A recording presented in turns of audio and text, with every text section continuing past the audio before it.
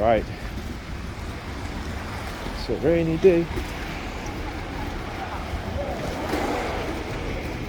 So, for the second time in a week, they send a woman who heavily bleached her skin. I could tell too.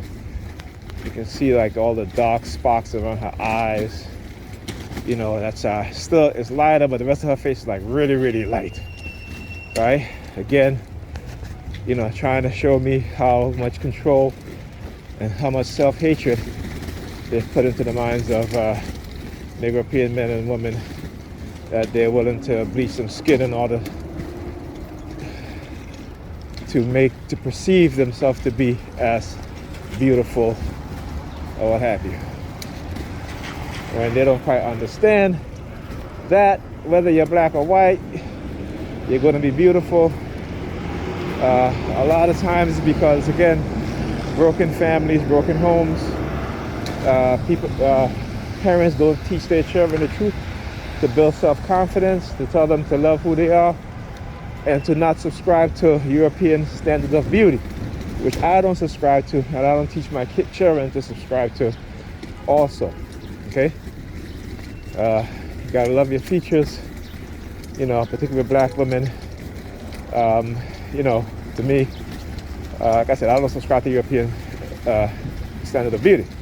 So I love full lips. If you got a broad nose, that's fine. You're still beautiful. Doesn't mean that you may not be beautiful in the majority of these European male eyes, but to us black men, you're still beautiful, right?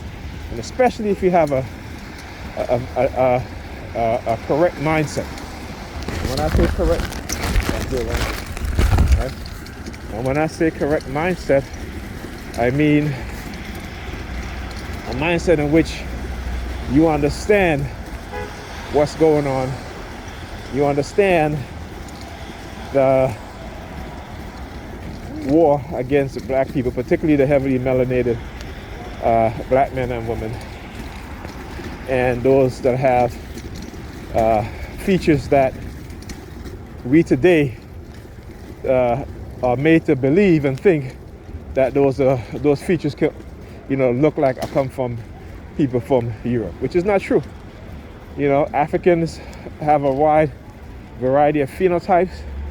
You will find straight nose, thin lips Africans, right, with straight hair, curly hair. You will find lighter shade Africans, who some say is who white people come from. Again, that's not true, partially, you know.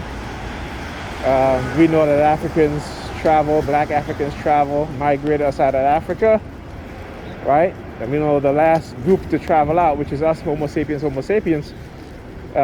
you know, we travel to Europe and Asia, right? Specifically to Europe, you know, they were trapped in the last ice age. And so we know through environmental adaptation that their features change through their descendants, who were change happening within their DNA to adapt to the climate that they were going to be living in. Now remember, this happens tens of thousands of years, right? Tens of thousands of years. Okay? So it shows you how long it takes for the human body to adapt to a certain environment, right? See if I can. Oh, nope. I thought I could make it. Yeah. So again, when you understand these things, this is why, you know, when I always laugh when white people think that there's some special group of people who somehow was made white.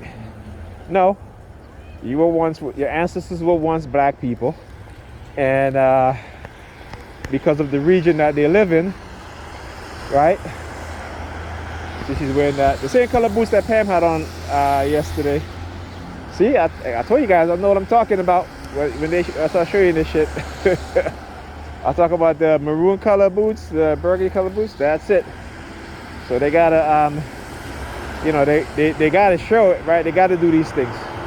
That's to show you how much that you're being surveilled, how much you're being watched, right? How much they have you, you know, your whole life is under surveillance, under watch. Kind of like that show. What was that movie with Jim Carrey, The Truman Show, right? Yeah. So, yeah. So now and what they'll do, because again, the fact that I'm doing laundry, you know, they try to send me this subliminal message about, you know, doing laundry or such and such. And again, trying to create a narrative that, again, see, there's a reason why they have criteria for mental illness, right?